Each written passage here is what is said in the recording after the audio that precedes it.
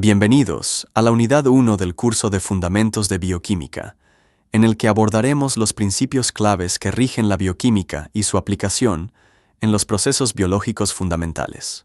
Este recorrido nos permitirá entender por qué la bioquímica se encuentra en la base de todos los fenómenos biológicos. ¿Pero qué preguntas responde el estudio de la bioquímica?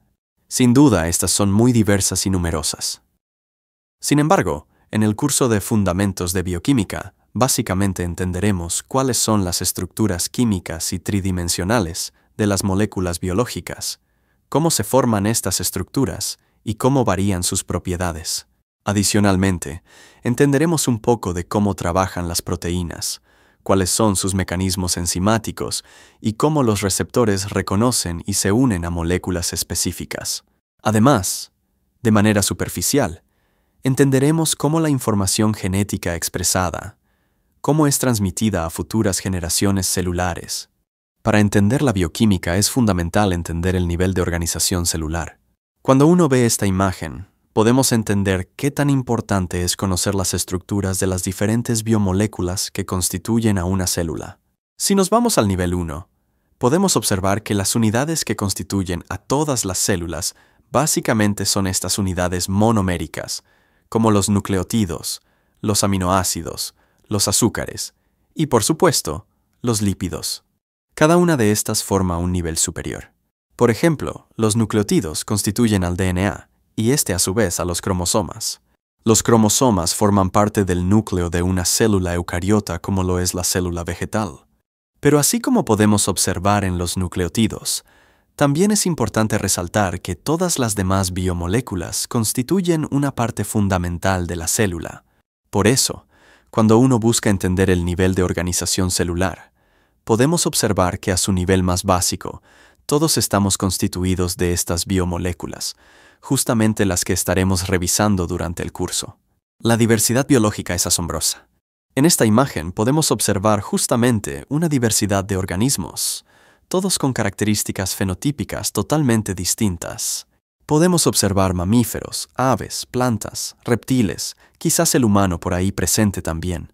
Pero lo que más sorprende de esta diversidad biológica es justamente que todas se sustentan en la combinación de 5 moléculas distintas, como lo son el RNA y el DNA a través de sus bases nitrogenadas o nucleótidos. La combinación de estas 5 moléculas sustenta toda la diversidad biológica. Porque, como sabemos, una de las funciones importantes de los ácidos nucleicos es justamente la producción de proteínas.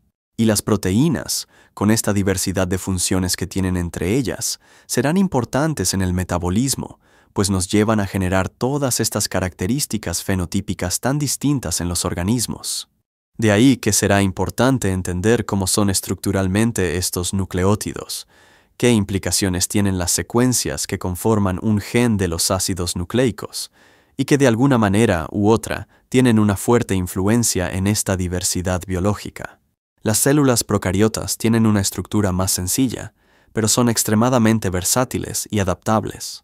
Entre sus principales características se encuentran que tienen un nucleoide, donde se encuentra el ADN, sin una membrana nuclear que lo separe del citoplasma. Una pared celular que protege la célula y le proporciona rigidez. Una membrana plasmática que regula el paso de las sustancias al interior de la célula. Además cuenta con ribosomas, que son esenciales para la síntesis de proteínas, aunque en menor cantidad y diferente en estructura que los de las células eucariotas. A pesar de su simplicidad, las células procariotas son capaces de realizar todas las funciones necesarias para la vida, como el metabolismo, la reproducción y la adaptación al entorno. Por otro lado, las células eucariotas son más complejas y presentan una mayor organización interna. Sus características incluyen un núcleo que está rodeado por una membrana nuclear, donde se almacena el ADN, una variedad de organelos, como las mitocondrias para la producción de energía, el retículo endoplásmico para la síntesis de proteínas y lípidos, y el aparato de Golgi que modifica y transporta proteínas. Además, las células eucariotas tienen un citosol más complejo que contiene diversas estructuras como el citoesqueleto, que le da soporte y permite el movimiento celular. Como mencionamos anteriormente, las células eucariotas son mucho más complejas que las procariotas. Tienen un nivel de organización celular mucho más avanzado, en donde los diferentes organelos permiten la compartimentalización del metabolismo o procesos. De manera específica, cuando observamos y comparamos una célula animal con una célula vegetal, encontramos diferencias notables. En principio, las células vegetales tienen una vacuola mucho más desarrollada que las células animales.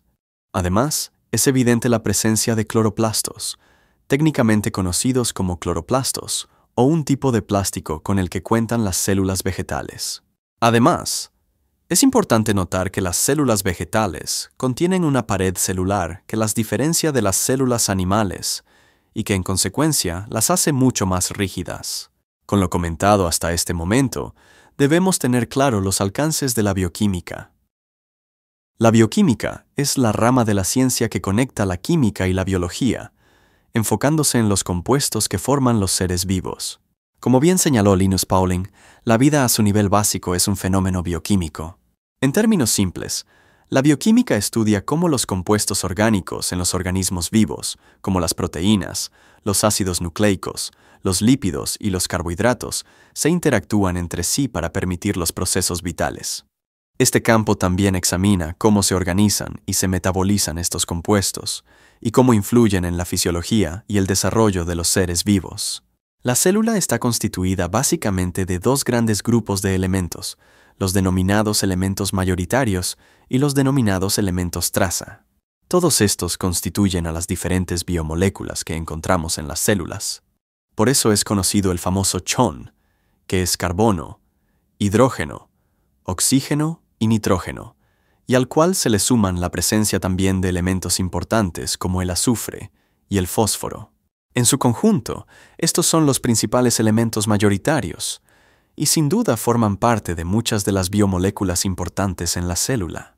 Sin embargo, tenemos en menor presencia los denominados elementos traza, pero que también son fundamentales, y no se relaciona básicamente su cantidad en la célula con su importancia biológica. ¿Cómo entenderíamos el trabajo de la hemoglobina sin la presencia de hierro? ¿O cómo entender el trabajo de algunas enzimas como las enasas, responsables de la transferencia de grupos fosfato, sin la presencia de magnesio?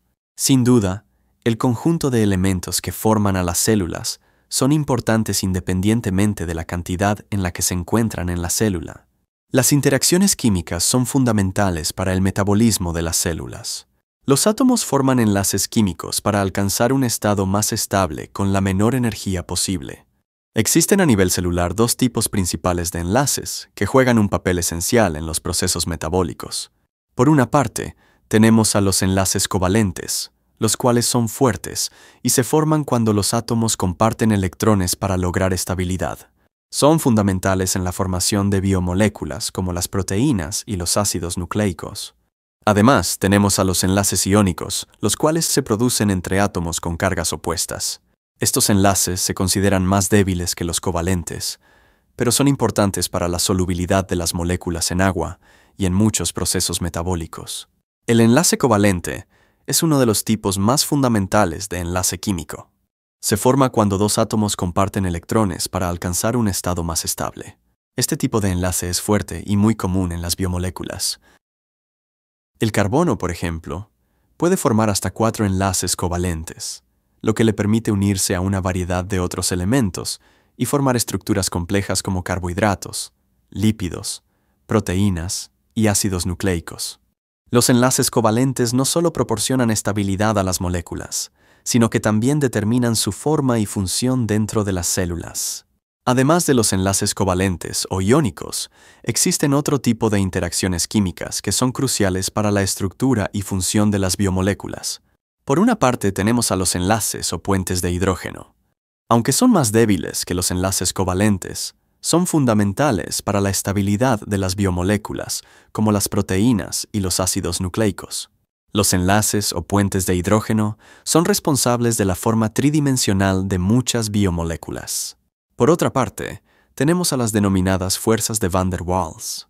Son interacciones débiles entre moléculas o partes de moléculas que ocurren cuando las cargas parciales generan atracciones.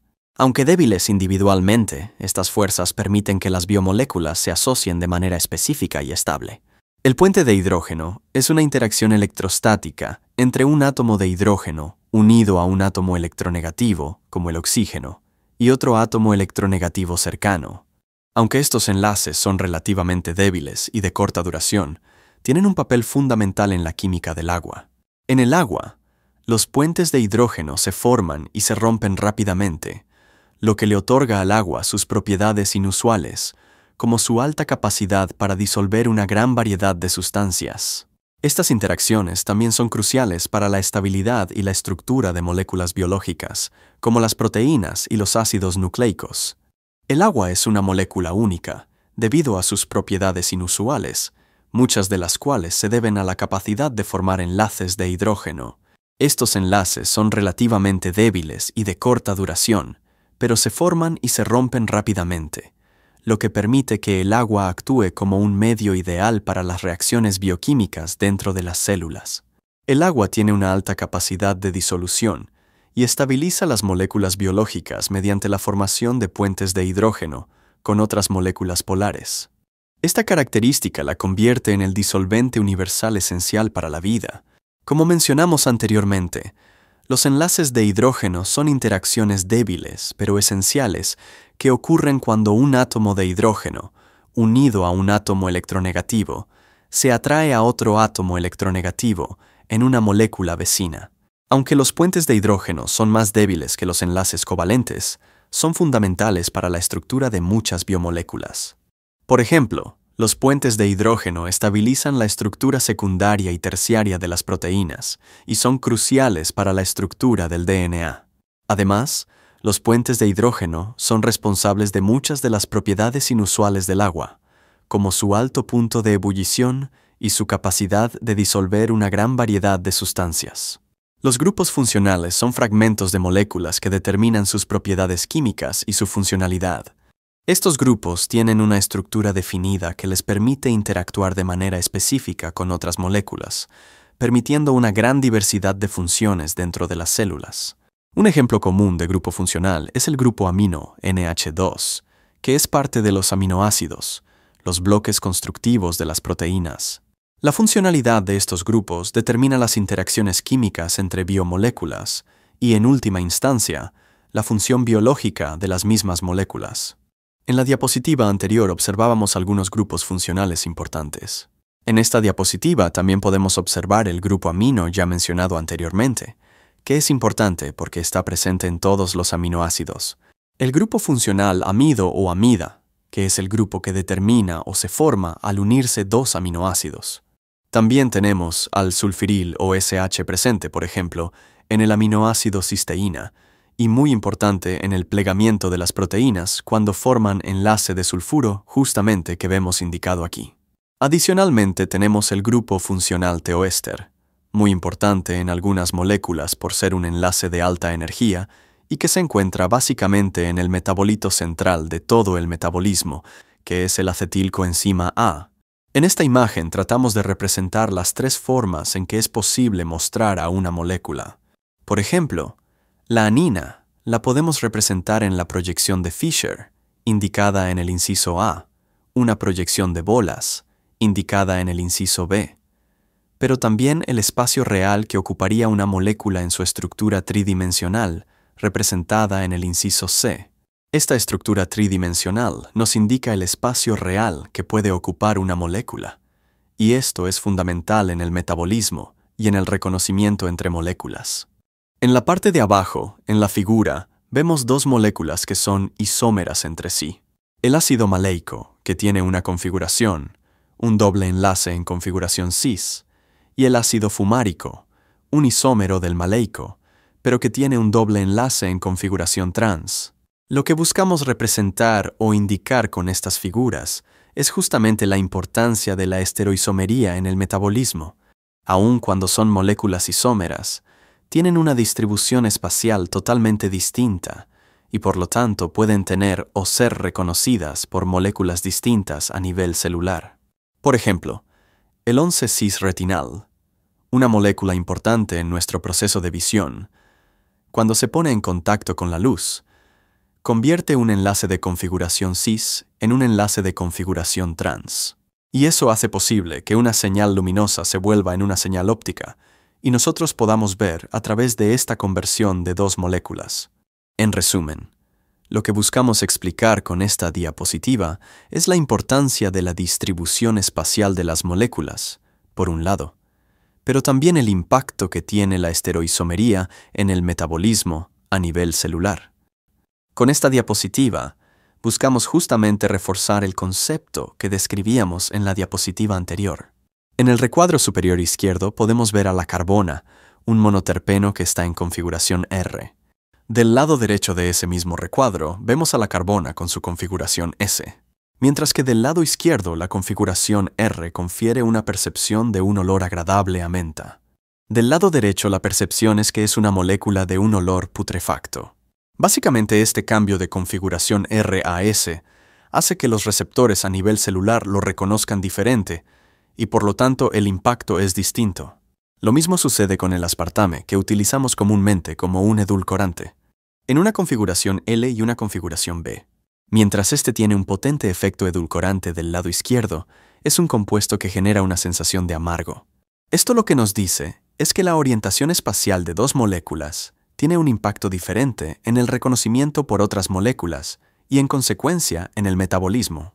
En la parte inferior, y para finalizar, tenemos justamente la cavidad de un sitio activo de una molécula, la representación tridimensional. Como podemos ver, el sitio activo es específico para la orientación espacial de una molécula. Por lo tanto, cualquiera de estas moléculas que sufra un cambio en su distribución espacial, pues tendrá una consecuencia, es decir, podrás o no ser reconocido por una enzima. Esto reafirma entonces el concepto de que en la bioquímica es importante entender la estereoquímica de las moléculas, es decir, la distribución espacial de estas. Con esto terminamos este primer capítulo que busca básicamente poner el contexto de lo que se estará viendo de manera particular en cada uno de los temas.